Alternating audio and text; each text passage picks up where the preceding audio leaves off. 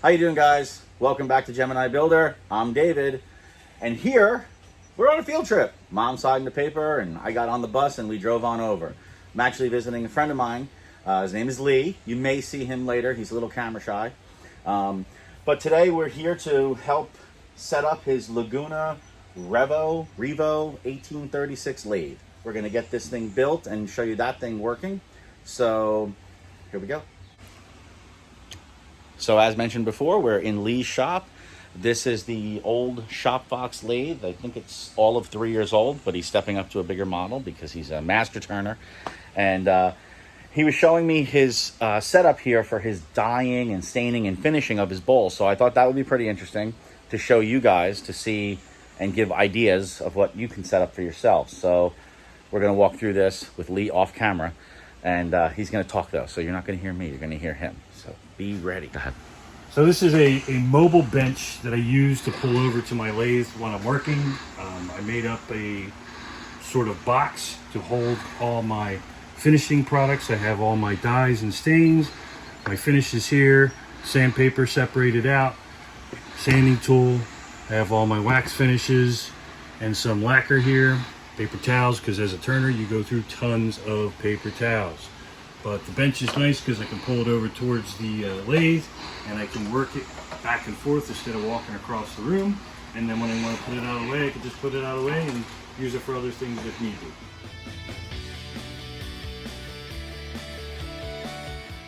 So maybe many of you know a lot about turning wood. I don't. So I'm learning as we go today. So we're out in the other side of Lee's shop, which is not nearly as clean because he didn't know we were coming over here.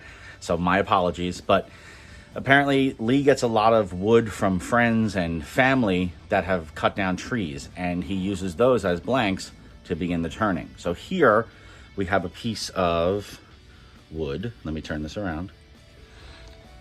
All right, Lee, so what are we looking at here? What kind of wood is that, and what's the process? So this is a piece of cherry. It's actually green. It was only cut down less than a month ago. But as we look to make bowl blanks, we take the aforementioned log and we like to cut the pith out. This is the center of the log, which you do not want in any bowl because it dries the quickest here and cracks from there out. So when you cut the log, you want to cut the pith out. So after I do this one, I'm going to cut this one out here, and then this side will be the bowl. So this is another log that I cut up this morning. I don't know what type of wood it is, but from all intents and purposes, it looks like poplar. You can see that it does not have the pith in. I flattened the bottom out and the face out and drew a circle on there to give me a rough guide to cut out on the bandsaw so I can rough turn this. I rough turn all my bowls green and then dry them and do a second turn. This is another one. This is the other half of the cherry log we were looking at. I cut this out, rough cut the outside of it. It doesn't have to be perfect because I'm going to stick it on the lathe, and the lathe makes things round, so it doesn't need to be perfectly round to start. So I thought it would be interesting to show how there are efforts to save the logs that have checked and cracked, and then they still obviously might not work. But what do we have here? What's the black stuff? This is actually black super glue. It's a medium set super glue, and then I use an activator on it. So fill all the cracks in with the super glue, and you spray the activator, and it dries like that. And it gives it added strength so it doesn't blow apart, because sometimes they come apart. Safety first. We looked at the bowls that were cracked. This is part of the process that we do when I go ahead and rough turn bowls. After we get it from slabbing it and cutting it out in a rough form, we rough turn these to a certain diameter and a certain wall thickness. This one was done on June 13th. This is a piece of silver maple, I believe it is.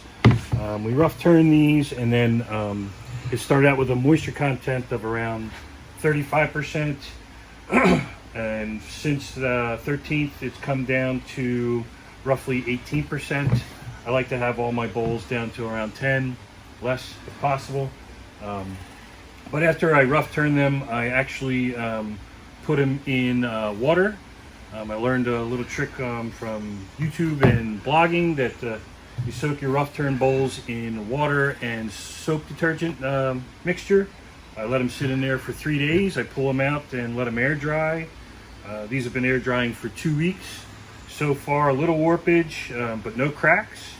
And once they get down to the right moisture content, we'll finish turn and finish them off. So there you go, guys. A good tip. If you want to take the moisture out of your wood, soak it in water. So here you can see we have the legs of the lathe turned upside down on the floor. We are installing the leveling feet for said lathe. Floor was very level. We measured it from the base of the leg up to the top and set it at, I believe it was 1 1/3 inches, put it in place, and it was flat and ready to rock. Once we turned the legs right side up, it became quite apparent that they were not exactly stable. So out came the sawhorses, the bed of the lathe was laid upside down, and the legs were screwed down fast. Not quickly, but fast.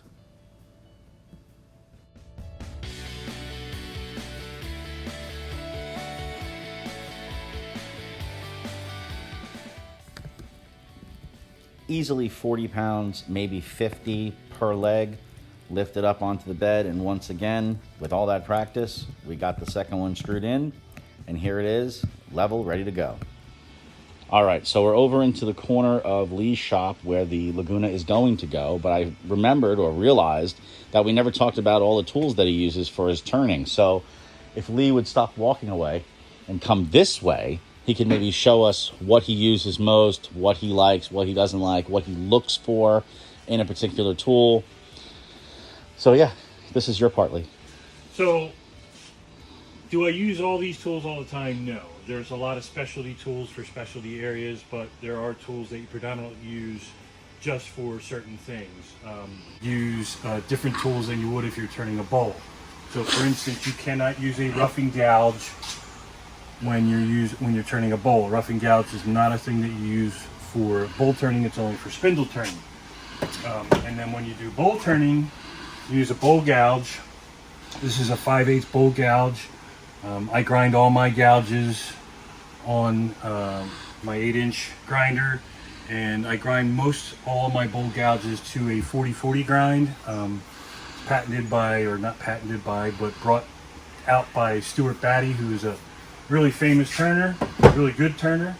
But I have 5/8, I have 1/2 inch, I have 3/8. I have a 3/8 spindle gouge. The spindle gouge is used predominantly for spindle work, not bowl work, but you can use it in a bowl.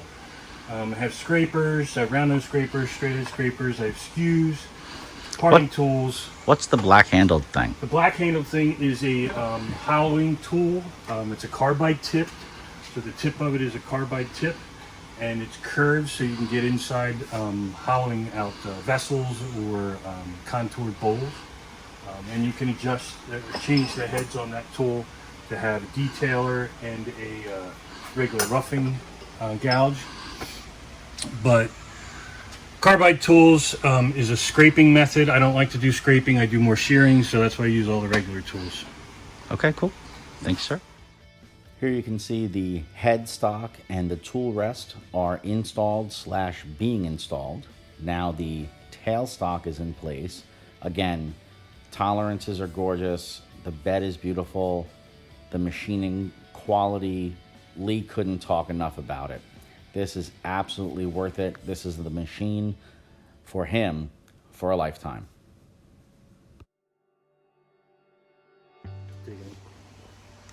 So right out of the box, the drive center, Live center. live center, and Well, this is the spur drive. This is live center. okay, and they line up perfectly. Correct. So that's good. Tolerances. Yes. Okay, it's fully assembled. Lee loves it. I mean, he spent the freaking Miata worth of money on it, but anyway, I'll probably have to cut that out. Anyway, but Lee loves it. It's all assembled, everything's ready to go, and now we just have to move it back to its resting point. We're trying a philosophy, or we're trying a strategy. We're going to stare at it and see if it moves itself. But I don't think it's going to happen. It's too damn heavy. 500 pound. He said pound. I don't know why he said pound. 500 pound. Pennsylvania. Everything lines up. The machining quality is excellent. The welds underneath holding everything together are solid. Right now, we're just contemplating if we pray hard enough, maybe it'll move with divine intervention to where it has to go. If we crack open enough beers, maybe that'll help. We're not really sure, but we're probably going to have to just crack a nut or two and move this big beast into its home. All right, so Lee, it's all together. It's in place. Yep. Just picked up my nut off the floor. Got that in my pocket to take home with me. So I'll cut that out. Anyway, it's all in place. So let's take a look, turn it on, see what you got. All right, so we're looking at it. The nicest thing about this is that it's variable speed, right? So I can control the speed a lot better than my old one, which was only a 3-speed. So it went from slow to super fast, and then you like pray for your life. But this one has a variable speed, which is nice. I can adjust it into 2 different speed settings. I can do from 135 RPM to 35, or I can do 50 to 1300. Most bowl turners will turn in the lower speed range. So for spindle work, you probably want to go up to a bigger one or the higher speeds, but I'm going to adjust that down. It's nice. This compartment just opens up, has a magnetic lock. It's awesome. You just loosen up the motor to relieve tension in the belt by pulling this lever. But we're going to fire it up just to see what it looks like. Yeah. So pull all the safety stop off. It illuminates the dial, which is a really nice digital dial. You have your forward and reverse button, because you can go in reverse in this lathe, which is really nice for sanding as well. You have your speed control from 0 to whatever your speed you're turning at, and then your on-off button, which is a really nice big button that you can get on. So let's see what we got here. So right there, it's at 277 RPMs, whisper quiet, unbelievably quiet. I'm so excited. The weight of this thing is just unbelievable. The speed control, I mean, I can dial it in. It's just amazing. So really good lathe. Can't wait to get something mounted on it, turn something, see if we can get a bowl rough turn here for you in a little bit, and we'll see what we can do. All right, so Lee, we're going to take a look at the tail end of this beast and take us through it. So the tailstock is a really nice tailstock. It takes a number 2 Morse taper, which is the size of the back end of the piece you're sticking in there. So right now this is just a Jorgensen chuck, which is a Forstner bit in it. I do a lot of like bud vases and stuff, and I want to control depth. It's really nice that on this spindle itself, it has, where my finger is, a measuring guide on it, so you can actually look at the depth you're drilling and know where to stop instead of guessing and measuring, guessing and measuring. It's very precise in that manner, and it's a really nice option. It does come out pretty far. I believe it's like 4.5 inches, which is a nice throw on that tailstock. So self ejects, which is nice. And you can put back in whatever you're looking to put on it.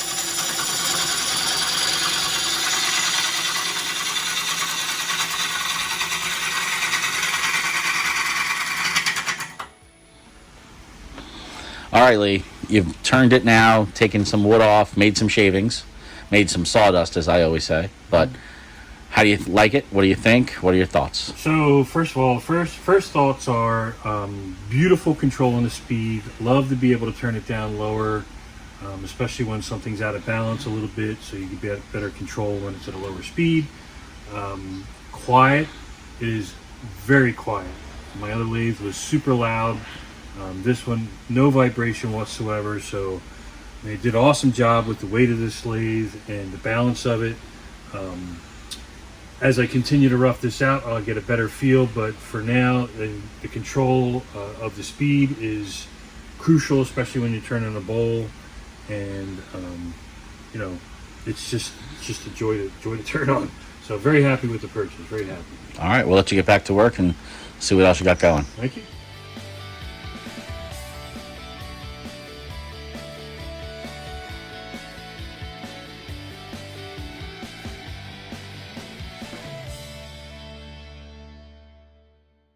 So the rough turned cherry bowl has been completed. There was some cracking that was discovered as he was getting it to this point. So as you can see, he used glue to hold it together. And now we're just gonna wait for the curing process. Okay, the drying process. Sorry, I don't know the lingo.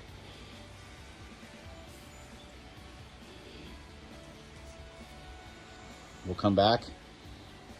We'll see it go through its progression and hopefully turn it into a finished product. Bye-bye.